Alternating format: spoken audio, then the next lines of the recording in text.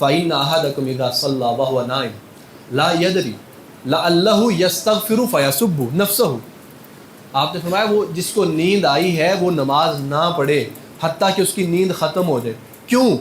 آپ نے فرمایا تم میں سے کوئی نماز پڑھتا ہے وَهُوَ نَائِسٌ اور وہ نیند کی حالت میں، فَإِنَّهُ لَا يَدْرِي لَعَلَّهُ يَسْتَغْفِرُ وَيَسُبُّ، کیونکہ اس کو نیند کی حالت میں اس کو پتہ ہی نہیں وہ اللہ سے معافی مانگ رہا ہے یا وہ اپنے آپ کو بد دعا دے رہا ہے. وہ اللہ سے معافی مانگ رہا ہے یا اپنے آپ کو.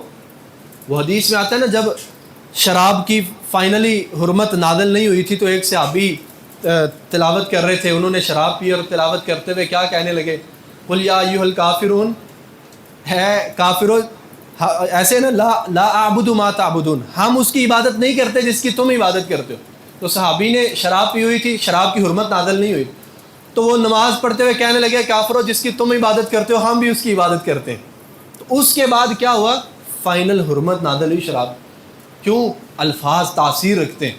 اللہ کے رسول علیہ السلام نے منع کیا ہے کہ جس کو نیند آ رہی ہے وہ نماز نہ پڑھے، کیونکہ اس کو پتہ نہیں چلے گا وہ اپنے لیے استغفار کر رہا ہے یا وہ اپنے آپ کو بد دعا دے گیا.